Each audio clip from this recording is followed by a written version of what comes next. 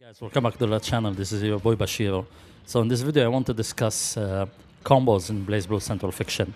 So if you've ever looked up combo guides or combo videos for BlazBlue, you'll usually find videos like showing you what's optimal and what combos work in specific situations, but rarely you will see any videos that actually break it down to you and explain to you like how to land combos consistently and how to come up with your own combos and even create opportunities for you to land these combos. So in this video, I want to take a slightly different approach and just break down how combos work in BlazBlue, and this information can transfer also to other fighting games. Instead of focusing just on teaching you like a list of combos to memorize, let's break down the system that makes the combos possible in this game. So we'll talk about things like input buffers, timing windows, Gatlings, Hitstun, scaling, hit confirms, and the most important thing is how do you create opportunities to land your combos that you actually practice in real matches. Because the truth is, execution isn't really like a superhuman skill.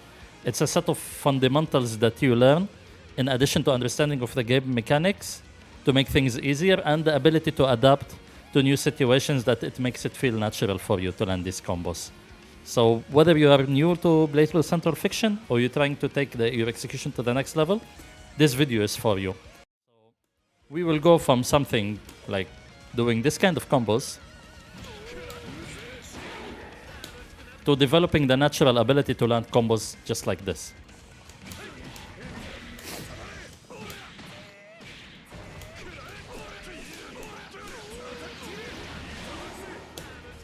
And if you enjoy this kind of content, please leave a like, subscribe if you haven't done already, and let me know in the comment section what content do you want to see.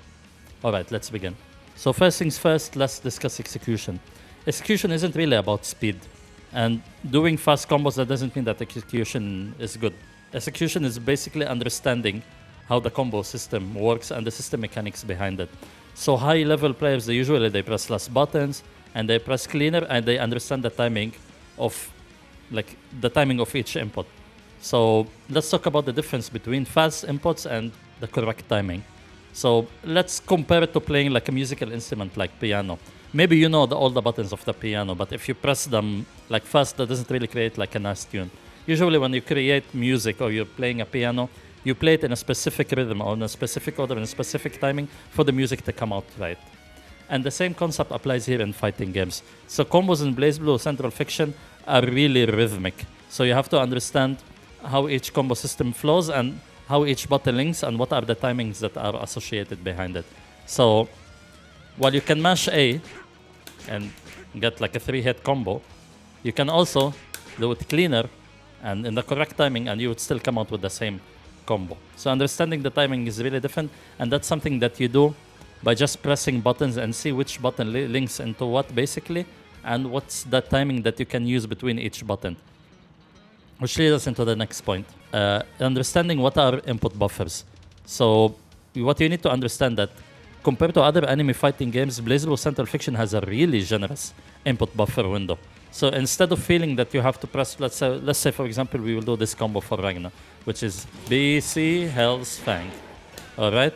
So your mind would say like, okay, I need to press B, then link it to C in the correct time so for the combo to come out. But in reality, you can press BC and the input buffer of the timing is so generous that it comes out. But this is like for really simple and beginner level combos. So if you do, for example, BC buffer Hell's Fang, see, I'm pressing it ahead of the time of the combo coming out. This works for general combos. So even if you do the exact precise timing, you will come with the combo. And this is what high level players do. But when you're starting to play the game, you need to understand that there's a generous input buffer. So just think about it this way.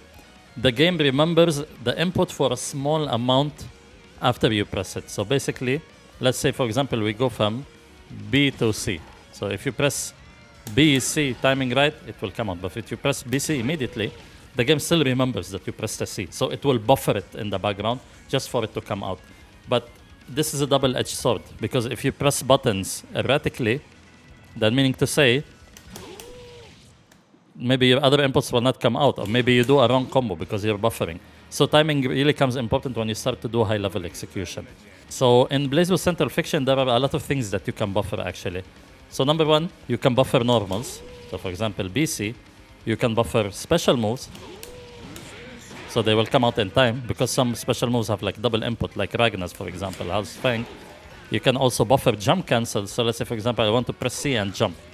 So I can press C and wait to jump, or I can press C and jump, and the moment C connects and the game understands that C hits, your character will jump. You can also do it with dashes, for example. So if you do, for example, something like this, so I'm doing the dash ahead of time. Even the same thing happens for supers. I've already done the super input while C is hitting. I could wait, or I could just simply do this, and it would come out anyways. So understanding this is really critical when it comes to BlazBlue Central Fiction. As opposed to input buffers, the next point we will talk about the delay windows. Delay windows is one of the coolest things that you can actually experience in BlazBlue Central Fiction. So let me put Terumi here to block everything, so we can like process this a bit easier. So you could press each buttons behind each other, and your pressure or your combo will come out, or you can delay the input. So for example, let's say I want to do standing B into crouching B. I could do it like this, or I could wait, and I could delay it, and it will still link as part of a Gatling. This is really important when you're starting to do pressure and to create opportunities where you can open up the opponent. So for example, this becomes important when your opponent is trying to interrupt your pressure. And usually when this happens and you're delaying the impulse, it usually leads into a counter hit. So let's say, for example, we will put Terumi to randomly block. So something like this. And then it can lead to bigger combos. And when it comes to practicing actual combos, delay windows are also really important, because some specific combos will not hit unless you delay.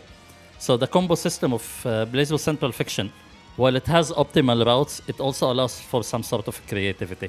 So let me give you an example. So if you do this combo without any delay, as you can see, Terumi like floats really high. But if you delay Gauntlet Hades, because your character is your opponent is in a state called Hitstun, which we will talk about later, you can still connect the combo. So if you do it like this again, the combo doesn't connect. However, if you delay,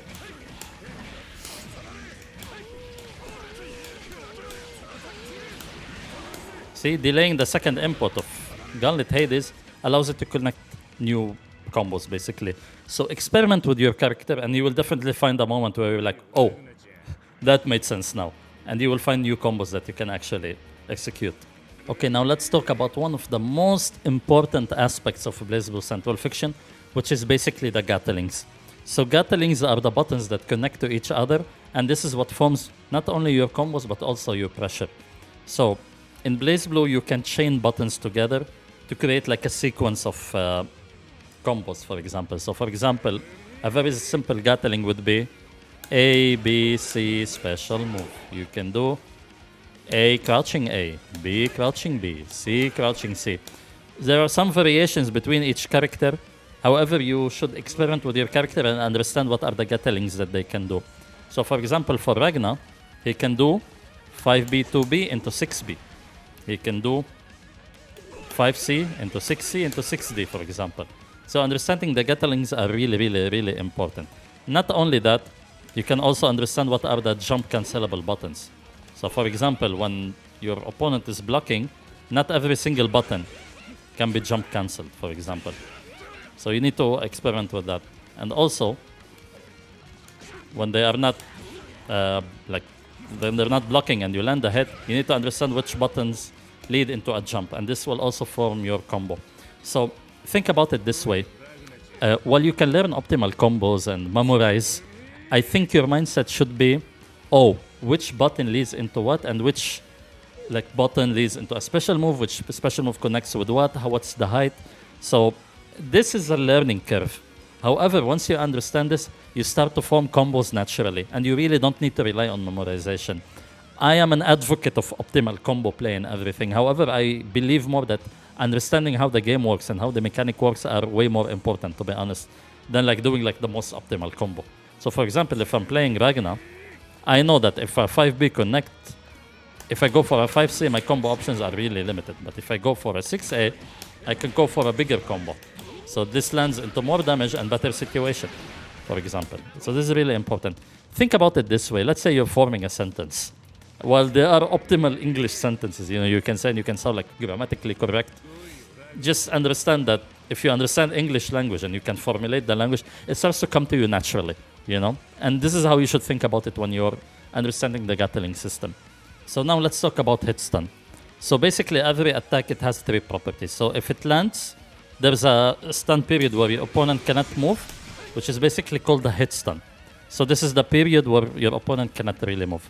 The time that your opponent can move again, it's called recovery. So this is called the recovery window. And if your opponent is blocking and you hit them and they cannot move, this is called the block stun. So these 3 states are very crucial for you to understand. So when you're landing combos, you need to understand that your hit stun should be larger than the recovery window. It means that when you link an attack to another attack, you shouldn't really let them recover in that window. So a helpful guide in training in BlazBlue is that when you hit a character, you will see this green line on the right side. It just displays and it disappears quickly. So if you manage to land another attack before that green bar ends, you can basically link it into a combo. And if you are late, as you can see, your combo drops. So let's imagine that there are 2 bars basically. They have, for example, a big bar for your enemy and a small bar for you. So if your hit stun is faster than the recovery, you can still continue the combo. So let's give a visual example for this one. And when it comes to hit stun, it also plays into linking combos together. So you need to link attacks that are high enough in hit stun, bigger than your opponent's recovery window, so you are able to link it together into a window. So let's give an example. So let's say, for example, I will do 5B into 6A. These attacks are fast enough. However, if I delay my input a little bit, as you can see, 6A drops. However, if I go with a higher hit stun starter like 5C, even if I delay it, see, it still connects. And this is basically the concept of building combos in BlazBlue. And the more hits that you land on your opponent, the faster the recovery window becomes. Because basically combos can't last forever, right? So you have to build combos in a way that their hit stun lasts long enough for you to finish your combo. And this is a relatively natural concept that comes to you once you play BlazBlue, especially if you go into combo trials, and it helps you gain a general understanding of this concept. Let's say, for example, I want to create a combo that's optimal in the hit stun window, so it will not drop, and I will create the most damage. So let's demonstrate this combo as an example.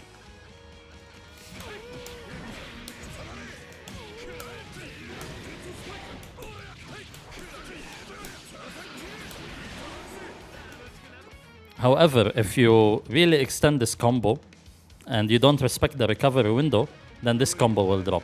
And this is another example.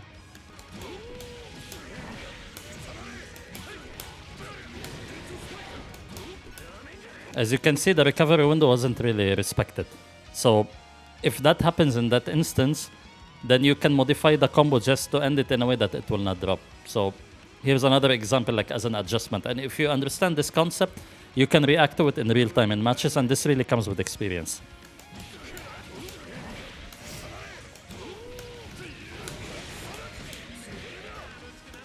Now let's talk about maybe a little bit tricky topic, but it's one of the biggest foundations of the BlazBlue combo system ever since, and it's called the Proration and the Scaling. So it's basically what determines how long your combo is and how much damage it deals basically in the game.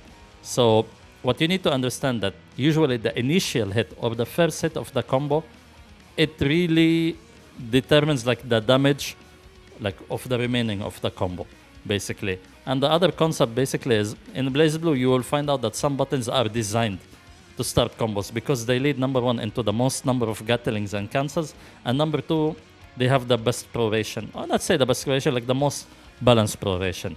So let's give examples so you can understand this.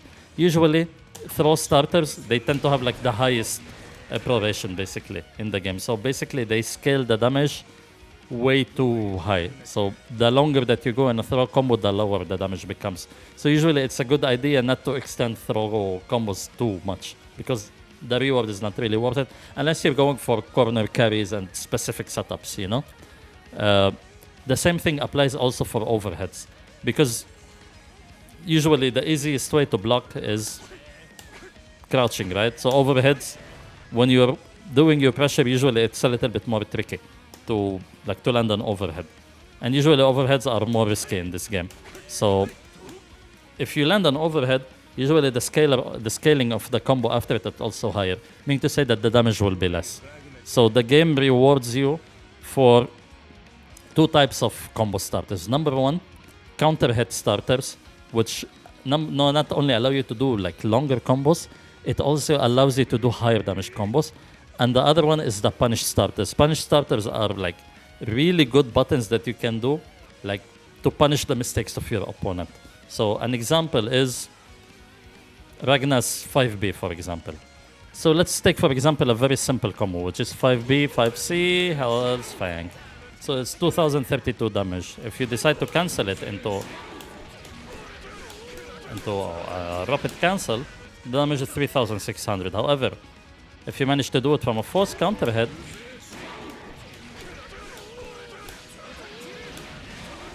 it's 3800 now. So the damage scaling is higher. And usually from counter hits, you can go for longer combos. That's something just to keep in mind.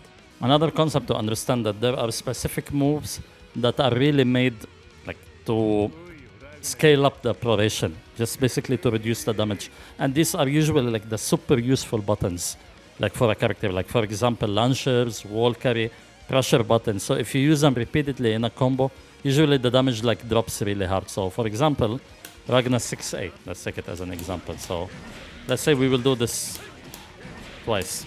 As you can see, the combo damage like scaled like really, really hard, because it's a very convenient combo carry tool. Because if you do it in a combo, you will see like it's super, super duper useful. See? It allows like for corner carry, it allows for extended combos. So make sure that maybe you don't want to do like sometimes like the most highest damage combo. You can actually abuse this like to create more utility. Like for example, let's say you want to do more corner carry, you want to get out of the corner. So just see how you can take advantage of the system, not only to extend your damage in combos, but also to create new situations. All right, now let's talk about the concept of hit confirms. So a lot of players, especially beginners, they commit before knowing like whether they're hit connected or not. So don't really decide like what you're gonna do with your combo or with your basically pressure, like from pressing the first hit, and don't really go like into a set pressure points like buttons just because you do it all the time, because this concept is referred to as autopilot. It's basically you're pressing a sequence and you're only relying on those specific sequences and you're not really reading what your opponent is doing. So hit confirming is a very important concept in any fighting game and also in BlazBlue. So what hit confirming is, it's basically when you are applying your pressure or you're playing neutral and you see that your button hits, and that's the time that you decide to go for the rest. So if you combine it with the previous concepts that we discussed, like for example, understanding Hitstun windows, understanding recovery windows, delaying inputs, buffers, etc., you start being able to apply hit confirms. And hit confirms is something that you can actually practice realistically in training mode, number one. And number two, that's something that also comes with experience. And it is one of those things that, number one, you build like your visual reaction cue to it, number one. And number two, you build muscle memory. Because a lot of what execution happens in fighting games and combo building and execution and etc., it comes also from building muscle memory. So a very practical way to practice this, you go into training mode, you go into blocking, you enable block switching for everything, and the blocking type is random. Meaning to say that sometimes your opponent blocks and sometimes they don't. So if you see that your attack connected, that's the time that you go for a confirm. If your opponent blocks, then you go for a pressure sequence. Okay, now we need to explain something that maybe might sound a bit abstract, but usually this comes also with experience from playing fighting games, to be honest. What you need to understand usually is like combos, they start even before the first hit. Translate this into BlazBlue. Basically, like there are several concepts that you can use to create combo opportunities. So number one is something called frame traps. Frame traps like when you are pressuring an opponent that's blocking, then leave a deliberate gap so they will try to press a button, then you hit them with a counter hit, then you go for a big combo. So as we explained earlier in the video, you can delay the impulse in BlazBlue. So if you do 5A, as you can see, you can link it together. However, you can delay it.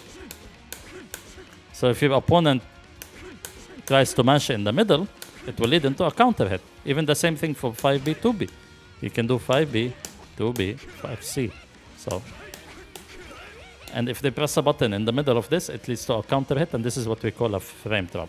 Another concept, it's called tick throws. It's basically when you press 5A or 2A, you can go into a throw.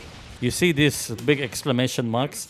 This is basically, it allows your opponent like to take your throw. However, if you press it in a specific timing, like for example, you press it, you delay a bit, and then you throw, it goes into something called like a throw reject cancel, which is basically, they try to take the throw before you attempt it, and you're still within your like pressure window, so they're still in recovery. This is a very important concept to understand, and this also leads into something called throw baiting, which is basically you walk as if you're gonna throw, or you throw like a hit, you go back, they try to grab you because they're trying to take a throw, and you just go back and then you punish them accordingly. Another part of pressure, basically it's what we call like a high-low mix. So most characters in BlazBlue, they can go for high-low mixes. So high-low mixes, it comes basically in two forms fundamentally, and some characters, they have their own twists on it. So for example, for a straightforward character like Ragnar, we need to understand what consists as a high move and what consists as a low move. So how do you, again, practice this? You put your opponent to block everything, and then you enable block switching. It means that if you hit low, your opponent will crouch, and if you hit a mid-hit, your opponent will block it standing, and if it's an overhead, your opponent will block it standing. So basically, overheads, your opponent needs to block high. Low hits, they need to crouch. And mid hits, they can block it either crouching or standing. It doesn't really matter. So generally speaking, standing hits are considered mids. Low attacks are either mids or lows. Overheads are highs. Jumping attacks are high. Basically, that's a general concept. And as you know, there are command normals in BlazBlue. So for example, 6B is an overhead. 6C is a low. So for example, you can go for like a high-low mix, 2B into 6B, or you can go 2B, 5C into 6C. So now let's talk about an important topic, which is basically what a lot of people tend to do only when they're learning combos or execution in any fighting game and in BlazBlue, which is basically how do you practice execution. So let me give you 5 practical ways that you can actually practice this. So number 1, you need to learn what we call bread and butter combos. Bread and butter combos are really what we call optimal combos, you know? So once you have a general understanding of the combo system, the Gatlings and everything, you start to learn like what are my bread and butter combos. It means that these are the combos that you can land usually from like the most distance and from the most reliable starters, and they have usually a good balance between damage, startup, Uki, and meter gain. Like for example, for Ragnar, let's say for example 5B, if you land it from this distance, you know that your bread and butter is 5B, 5C into Hazfang. It's not the best, but you already know it, right? So how do I drill this combo into my head? And this is where you need to start developing something called muscle memory. The thing about muscle memory is it's a good thing to have just to get your body moving before you even think about it, you know, when you're doing combo. But you have to control it with your awareness, basically, is that you don't really end up going into autopilot. So if I see my 5B hitting from here, I can go for this combo. So how do I drill it into my muscle memory? Drill number 1 is, let's say, for example, you do it 10 times consecutively. So if you manage to land it 10 times consecutive, you already know that you did it properly. However, if you drop it, then you go back and you start over. I know it tends to be boring a bit, but fighting games usually you need to be a bit more patient, to be honest. And usually drilling that muscle memory into your ability, like to execute combos, really is one of the valuable skills that you need to learn. So practice until you can learn the combo consistently. This is number 1. Number 2, break down combos into sections and practice these sections. So if the combo is too low and you find yourself having a hard time to practice the full combo at once, break it into parts. So let's say, for example, we're gonna do this combo with Ragnar.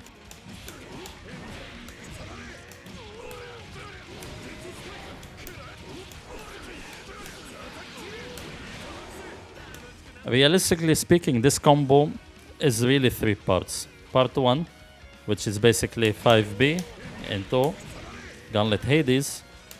The second part is the follow-up afterwards, which is basically 5B, 5C into 5D into that spike. And the third part is the 5C, 5A into the jump into the finisher. So start first by learning, okay, 5B, 6A into this. Learn the timing of the Gauntlet Hades cancel, then go into 5B. Once you're comfortable with this, then go for the next part, which is basically 5C, 5B, 5C into 5D into that spike. So once you get that in your muscle memory, then you go into the dash, into the C. You're confident with that, now you start building the whole combo together.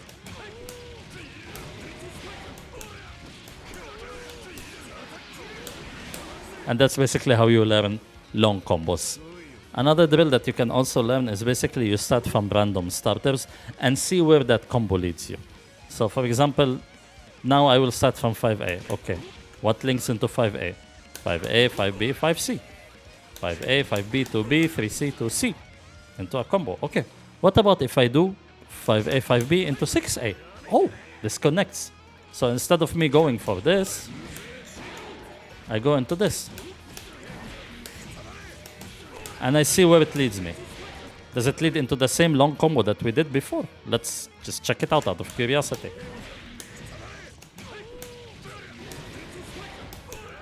It doesn't. So, okay, how do I end this combo now? Like to gain the most meter.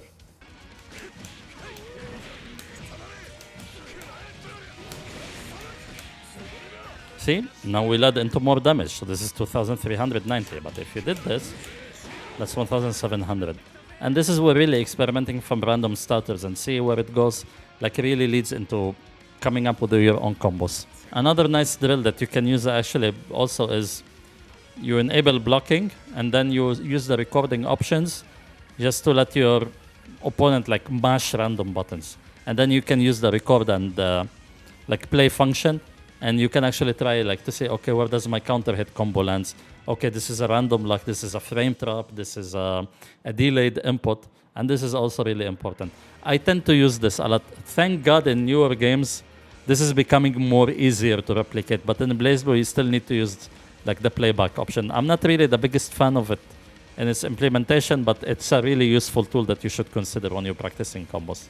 And finally, let's talk about like the real goal of this video basically. So what you need to understand that realistically speaking, every player doesn't really know every single combo that the character does. And if they do, good on them, to be honest. But the takeaway from this video, I really need you to steer away from memorization and shift your focus into understanding. Because for me personally, the joy of a playing fighting game is the satisfaction of knowing that you have done things out of really understanding, not memorization, and you feel like you've gained something valuable and you've learned something valuable. So if you want to translate this into BlazBlue, if you understand concepts like the Gatlings, the buffer windows, the Hitstun, the scaling, the confirms, and how you can create scenarios where you can land your combos, for me this is like the biggest takeaway in this video. And this allows you to shift away from doing like a set standard of combos into coming out with your own combos. And for me, I enjoy coming out with my own combos and just playing the way that I like. I rarely do things optimal. And to be honest with you, I reached a point that I'm playing fighting games that I really don't care about doing like the most optimal, highly damage efficient combo, you know, like, okay, this combo is cool. I like how it looks. Great. Okay. This is what I'm going for. That's it, guys. Thank you very much for watching. I know that this has been a lengthy video, but I really wanted to create something that will help you like to gain a general understanding of the system mechanics and how combo system works in BlazBlue and how you can eventually translate it into creating your own combos and just translating it into an execution. So I really hope that you found this video useful. Again, as always, thank you very much for watching and thank you very much for your support. And I'll catch you in the next video. Peace.